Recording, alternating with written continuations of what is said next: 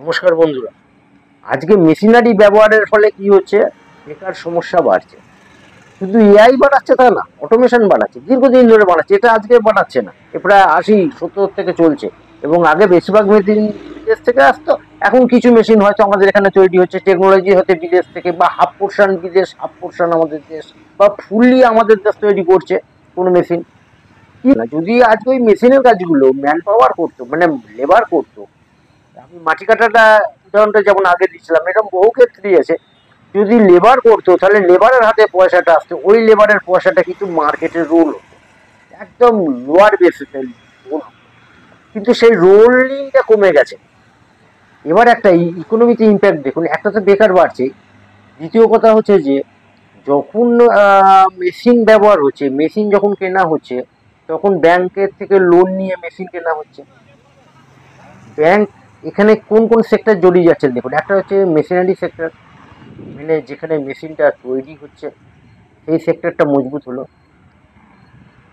বেশিরভাগ ক্ষেত্রেই আপনার এগুলো ব্যক্তি গত বলা যায়, প্রাইভেট লিমিটেড কোম্পানি বা লিমিটেড কোম্পানি, বা কেউ কেউ হয়তো প্রোপাইটারশিপ কোম্পানি মেশিন তৈরি করছে, তারা মার্কেটে বিক্রি করছে। যদি ভারতবর্ষেই তৈরি হয়, আর যদি বিদেশ থেকে আনা হয় তাহলে তো হয়ে গেল সব দিক থেকেই। তা তবুও আমি ধরে নিলাম ভারতবর্ষে মেশিন তৈরি হচ্ছে, ভারতবর্ষের মেশিন আমাদের এখানে ব্যবহার হচ্ছে। কারখানায় যারা লোক কাজ করছে, কিছু সংখ্যক লোক, তারা পুষ্ট হচ্ছে। কারণ সোশ্যালিজম আর ক্যাপিটালিজমের ব্যাপারটা এর ভেতরে ঠিকভাবে কাজ করছে না। এখানে কাজ করছে আপনার হচ্ছে আমার দেশের জনসংখ্যা, ভারতবর্ষের জনসংখ্যা, ভারতবর্ষের বেকার, এবং ভারতবর্ষের অর্থনীতি কীভাবে জড়িয়ে যাচ্ছে। ইন্ডাস্ট্রির অবস্থাগুলো খুব ভালো তা না, বিপুল কম্পিটিশন এসে গেছে। কেননা ওখানে ওই আগে বলেছিলাম সে র্যাট রেস লেগে গেছে।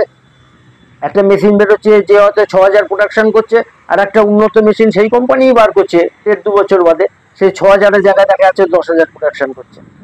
আবার 1 বছর বাদে অন্য একটা কোম্পানি বার করলো, 8 কোটি টাকা দিয়ে বার করলো, সে বললো 4,000, 6,000 না, আমার মেশিন 8,000, 10,000 প্রোডাকশন দেবে। লোক সেটাতে যাচ্ছে। এবার তার ফলে কি হচ্ছে, পুরোনো মেশিনগুলো অবসোলেট হতে থাকছে, পুরোনোটা ব্যাকডেটেড হয়ে যাচ্ছে।